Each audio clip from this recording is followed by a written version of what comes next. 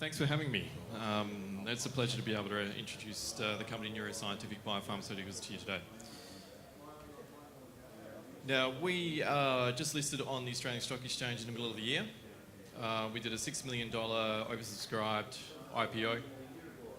But that was enough to give us the funding to get our lead drug candidate, through completion of phase 1 clinical trials. But we also have a pipeline of therapeutic candidates, not just one product, all with strong IP and protection in the bigger markets where we need them to be. Our board and management, we've got Brian Leedman as our chairman, who's here with me today. He is well-versed in capital markets of the ASX. Myself as an MD and CEO. Dr. Anton Uvarov, as an executive director, who is also well-versed in capital markets, as well as being a scientist in a former life. And Stephen Quantrill, who represents our largest shareholder in Macrae Investments Proprietary Limited, who are also, well, they're the Clough family in Perth, associated with Clough Engineering, their family office investments.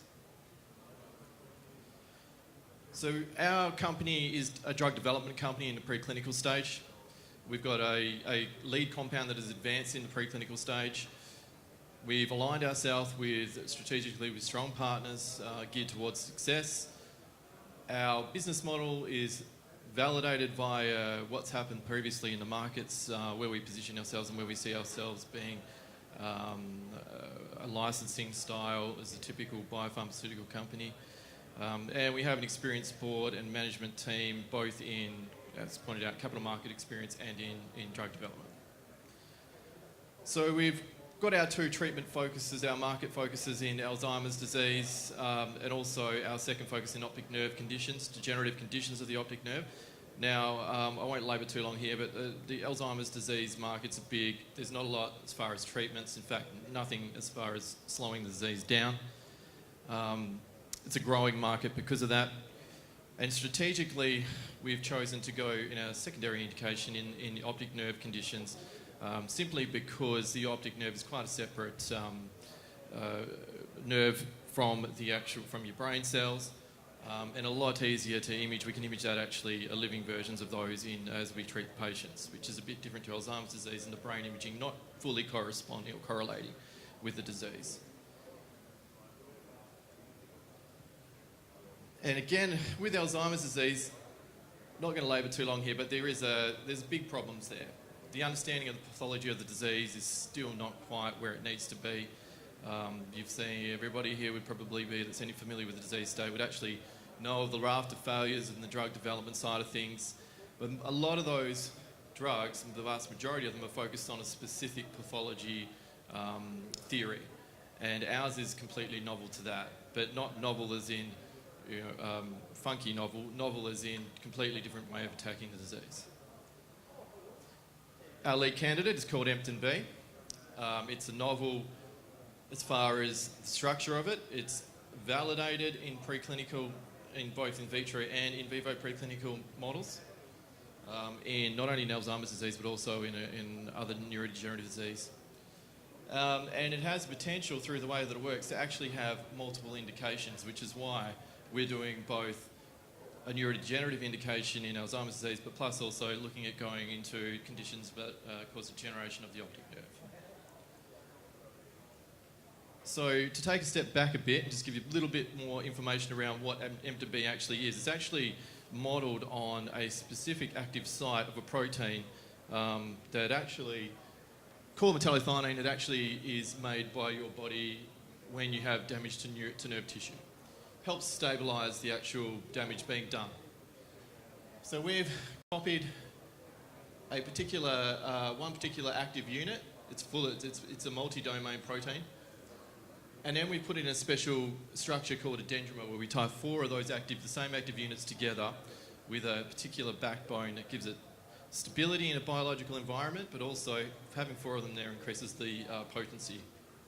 And the way that it works is it actually associates with a receptor on the outside of nerve cells. Now, these particular ones are brain cells, and there's a very simplified diagram of how it actually works. But you've got your healthy signalling neurons there, functioning away, receiving and giving signals.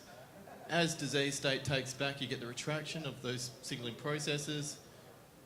So that cell's not dead, it's just damaged.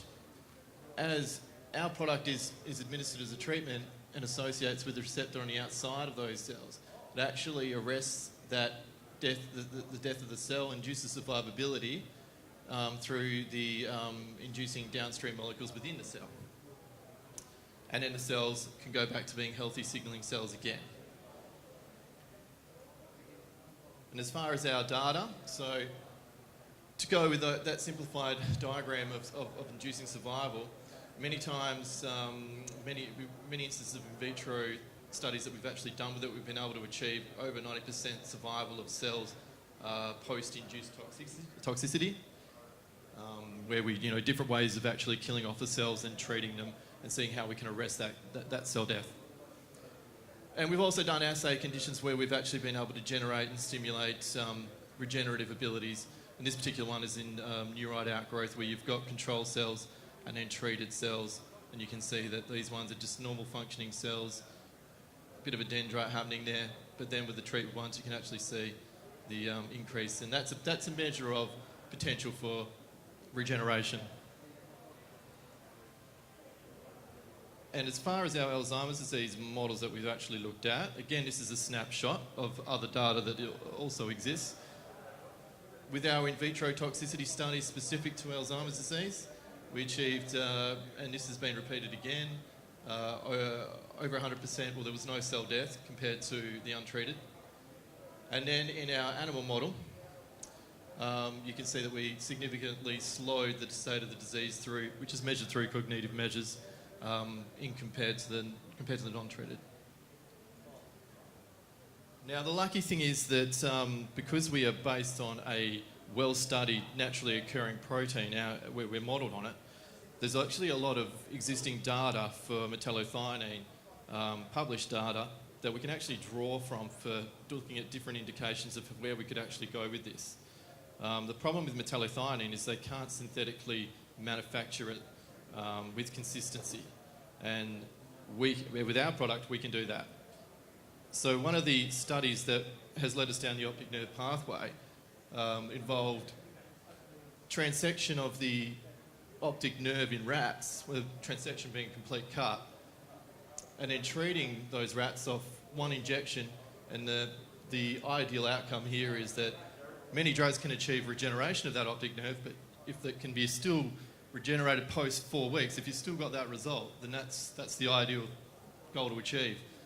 And as you can see here, we achieved that well past the cut site, no treatment and treatment, off one injection, and you can see the extension of the optic nerve going further, well past the cut site. But right here, you've got nice, healthy neuronal growth on the way, indicating that we could achieve that regenerative effect. Now, our schedule over the next 12 months or so, we're seeing us heading towards clinical trials quite quickly. With our Alzheimer's disease indication, we're finishing off our safety and toxicity studies. We are also running another Alzheimer's disease animal model study. And this is because the regulators require 2 different models at this stage to show a more robust result. And also pharmaceutical companies are looking towards multiple models in this disease state too. And in our ophthalmology indication, we've got some results that we're just about to actually report on in the next month or so. And they're starting with safety studies and tissue distribution studies, and then moving into efficacy studies in a glaucoma model, and then transitioning to the phase 1 clinical studies. We've aligned ourselves with our partners strategically with successful partners, as I pointed out to you before. Covent's doing the majority of our safety and toxicity studies, who are a global contract research organisation, but also the Lions Eye Institute in Perth, where we're based in Australia, who have achieved a lot of good outcomes over the years. Our overall pipeline, we've actually got other domains taken from metallothionein that we've been looking at, and they've gone through some early stage preclinical testing, but they also, there's other products that we can form with associations of different combinations of those peptides. It's all down to funding of where we go with that. And our business model is we see ourselves as purely drug development and the old model of licensing out the technology as we get through our clinical development.